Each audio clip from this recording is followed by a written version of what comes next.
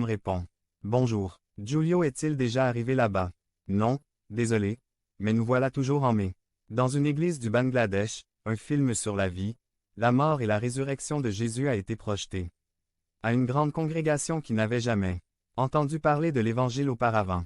Les enfants étaient tous assis à l'avant et les adultes à l'arrière. Alors que l'histoire de Jésus était présentée, le moment de son enterrement arriva, ce qui provoqua des larmes et des gémissements audibles. Tandis que l'assistance, émue par cette triste scène, continuait à regarder le film. Un jeune homme a soudain crié. « N'ayez pas peur, il ressuscite. Je l'ai déjà vu. Hier soir, nous avons entendu une phrase puissante lors de la veillée dans le cadre de la proclamation de Pâques. Point. Pour sauver l'esclave, tu as abandonné le Fils. La résurrection de Jésus marque le moment où nous devons prendre une décision. Entre atteindre la vie éternelle avec Dieu en étant bénis, et rejeter une seconde mort de séparation éternelle d'avec Dieu parce que nous ne nous sommes pas repentis de nos péchés mortels. Oh, bienheureux sont ceux qui, parce qu'ils se sont repentis, peuvent se joindre à la proclamation de Pâques en chantant. Le péché d'Adam était nécessaire, qui a été effacé par la mort du Christ. 492. Heureuse la culpabilité qu'un tel Rédempteur méritait. Enfin, une autre ligne de la proclamation pascuale dit. C'est la nuit dont il a été écrit. Rendez la joie aux tristes. Phil Callaway raconte qu'en conduisant avec son fils de 5 ans, ils sont passés devant un cimetière local. Bien sûr, les enfants de cet âge ont souvent des perspectives intéressantes sur les choses. Le petit garçon remarqua un tas de terre fraîchement creusée à côté d'une tombée, le montrant du doigt, cria. « Regarde, papa, un mort est sorti. » La proclamation pascale dit également. C'est la nuit où, après avoir brisé les chaînes de la mort, le Christ ressuscite victorieux de l'abîme. Chaque chaîne sera brisée. La résurrection du Christ marque le moment historique où l'espérance a triomphé de la douleur et de la défaite. Nous ne sommes pas au pays des vivants en route vers le pays des morts. Nous sommes au pays de ceux qui vont mourir, en marche vers le pays des vivants. C'est cela Pâques, qui est la source de tout espoir. Réjouissons-nous, réjouissons-nous, c'est Pâques, il s'est levé et nous lèverons aussi, comme le dit notre deuxième lecture de la lettre aux Colossiens en ce dimanche de Pâques. Cherchez les biens d'en haut, là où est le Christ, assis à la droite de Dieu. Mettez tout votre cœur sur les biens du ciel, non sur ceux de la terre, parce que vous êtes morts et que votre vie est cachée avec Christ en Dieu. En disant que notre vie est cachée avec le Christ, cela évoque le mystère de Dieu et la sagesse manifestée aux fidèles baptisés. Ceci devrait être le point central de nos pensées alors que nous nous efforçons d'élever notre esprit vers Dieu, en laissant de côté les préoccupations de ce monde. La clé est de se rappeler que nous avons été enterrés avec le Christ par le baptême afin de pouvoir marcher avec lui dans une nouvelle vie. Devenez membre de la chaîne et soyez un instrument de la parole de Dieu. Ne manquez pas cette opportunité d'avoir un impact sur des vies. Cliquez maintenant sur le lien dans la description et aidez-nous à diffuser la parole de Dieu.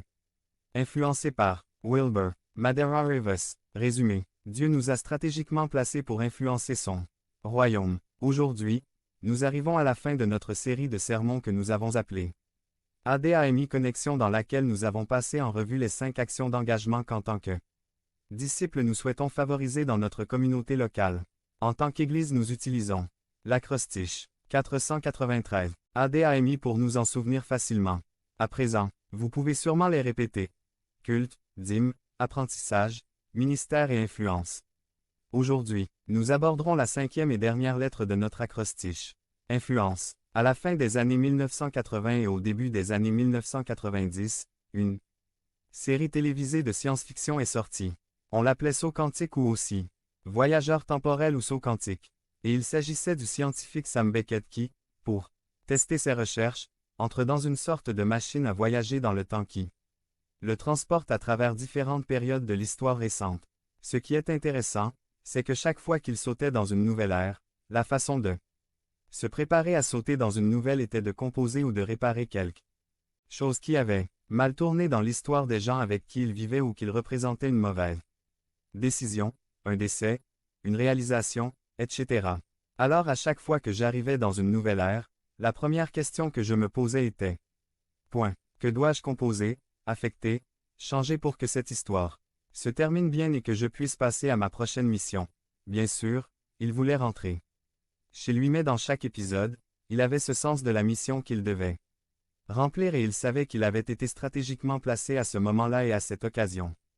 Pour remplir une mission, il savait qu'il n'était pas là par hasard, mais que tout cela faisait partie d'un plan bien planifié. Sam Beckett a vécu chaque épisode de sa vie avec le sens d'une mission. Même si, nous, ne faisons pas de progrès considérables dans le temps, nous aussi devons vivre notre vie avec le sens de la mission.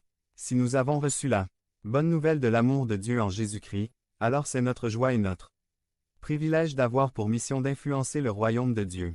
Nous ne sommes pas là où nous sommes, nous ne connaissons pas les gens que nous connaissons.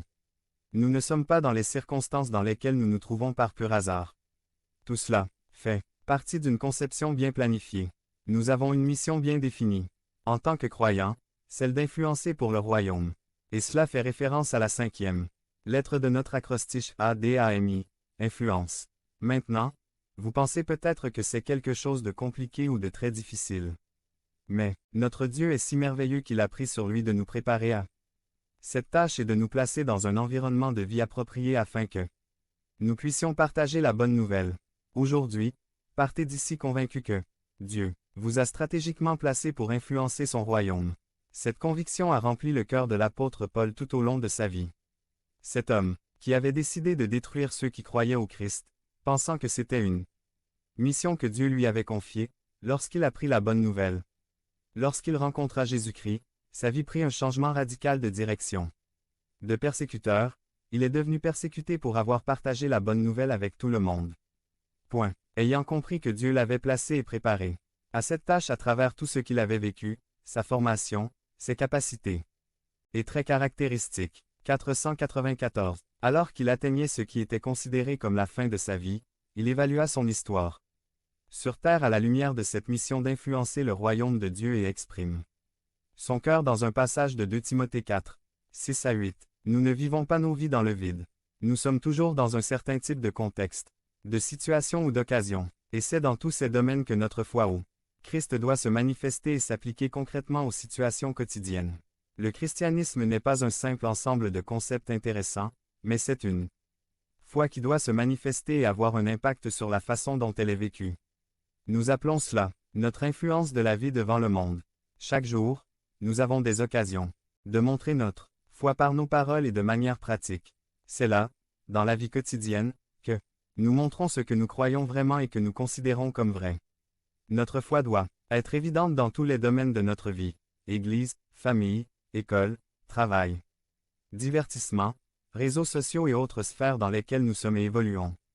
Si vous croyez en Jésus-Christ, il n'y a pas un seul moment, situation ou sphère dans lequel votre foi ne devrait pas avoir un impact, influencer ou déterminer votre façon de vivre, d'être et de parler. Comment percevons-nous ou évaluons-nous notre impact, notre témoignage, notre ministère ou notre influence dans le monde dans lequel Dieu nous a placés? L'apôtre Paul, dans l'une de ses dernières épîtres, fait une sorte de bilan de sa vie au crépuscule de son existence sur cette terre.